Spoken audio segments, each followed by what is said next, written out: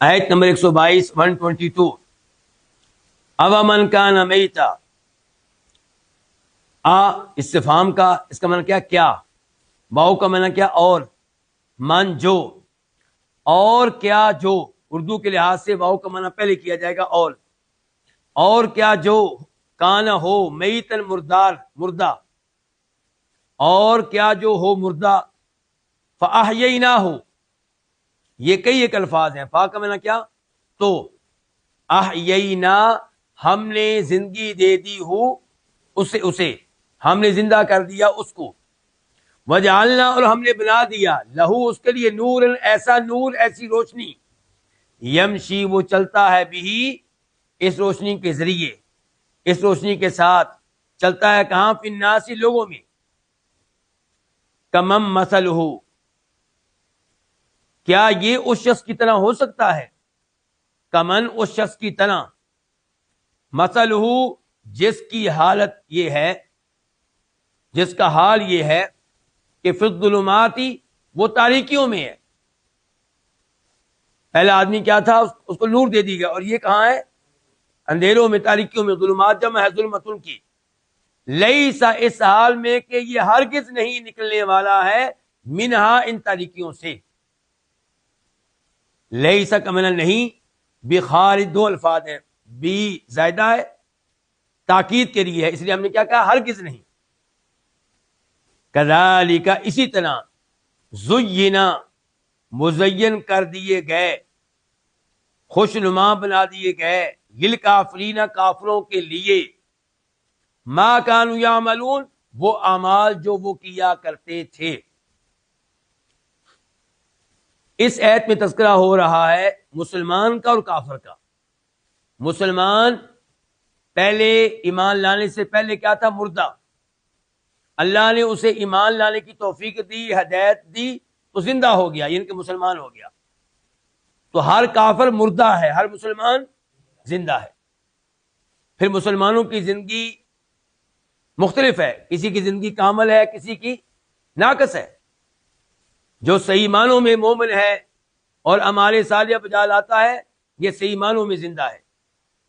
اور جو ایمان لایا ہوا ہے لیکن ایمان ناقص ہے، گناہ کے اوپر گناہ کرتا ہے، یہ زندہ ہے لیکن اس کی زندگی ناقص ہے۔ مردہ سے مراد یہاں پہ کون ہے؟ کئی علماء نے یہ لکھا ہے کہ اس سے مراد ابو جہل ہے، اور زندہ سے مراد عمار بن یاسر ہے، جبکہ صحیح بات یہ ہے کہ مردہ سے مراد ہر وہ کافر ہے جو بعد میں مسلمان ہوا، تو اللہ تعالی نے اس کو زندہ قرار دیا ہے، اور پھر جس کے بارے میں کہا کہ وہ اب بھی تاریکیوں میں ہے، اس مردے سے مراد وہ کافر ہے جو ایمان نہیں لایا۔ تو اللہ تعالیٰ کہتے ہیں اب من کان میتن، اور کیا وہ شخص جو مردہ تھا، فاحییناہ تو ہم نے اس کو زندگی دی، زندگی کیسے دی، ایمان لانے کی توفیق دے کر، نبی علیہ السلام کا کلمہ پڑھنے والا بنا کر، آپ کا پیروکار بنا کر، وجعلنا لہ نورا اور ہم نے اس کے لیے کر دی روشنی، دین روشنی ہے، قرآن روشنی ہے، اسلام روشنی ہے، یمشی بھی وہ چلتا ہے اس روشنی کے ذریعے، اس روشنی کے ساتھ فی الناس لوگوں میں، یعنی کہ لوگوں میں رہتے ہوئے اس روشنی سے رہنمائی لیتا ہے، اس روشنی کے ذریعے پہچان لیتا ہے کہ حق کیا ہے اور باطل کیا ہے، شرک کیا ہے اور توحید کیا ہے، خیر کیا ہے اور شر کیا ہے۔ تو کیا یہ شخص اس شخص کی طرح ہو سکتا ہے جس کی حالت کیا ہے کہ فی الظلمات، وہ کہاں ہے، اندھیروں میں ڈوبا ہوا ہے، ایک اندھیرا نہیں، کئی اندھیروں میں ہے، کفر و شرک کے کئی اندھیروں میں وہ ڈوبا ہوا ہے، کفر و شرک کے کئی اندھیروں نے اس کو اپنے احاطے میں لے رکھا ہے، لیس بخارج منہا جبکہ وہ ان اندھیروں سے بالکل بھی نکلنے والا نہیں ہے۔ تو کیا یہ دونوں برابر ہو سکتے ہیں؟ بالکل برابر نہیں ہو سکتے، جیسا کہ اللہ تعالیٰ دیگر مقامات میں فرماتے ہیں وما یستوی الاعمی والبصیر،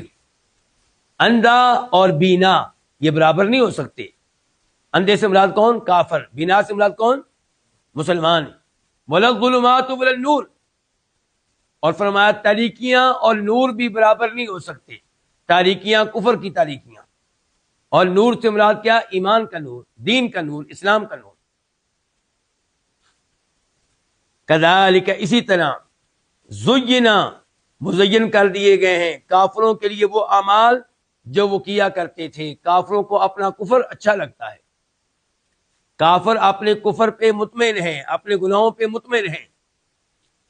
جس جانور کو اللہ نے حرام قرار دیا اسے حلال قرار دینے پہ مطمئن ہیں، اور اس کے الٹ بھی مثال کے طور پہ اسی شبے کو لے لیں، اسی وسوسے کو لے لیں کہ یہ جانور وہ ہے جس کو اللہ نے براہ راست مارا ہے، تو اس کو بدرجہ اولا حلال ہونا چاہیے۔ تو یہ شبہ جو ہے شیطان کی طرف سے ہے، لیکن یہ کفار اس شبے کے اوپر مطمئن ہیں اور ایسے شبہات کو اپنے حق کے دلائل سمجھتے ہیں اور یہ سمجھتے ہیں کہ ہم راہ راست پہ ہیں۔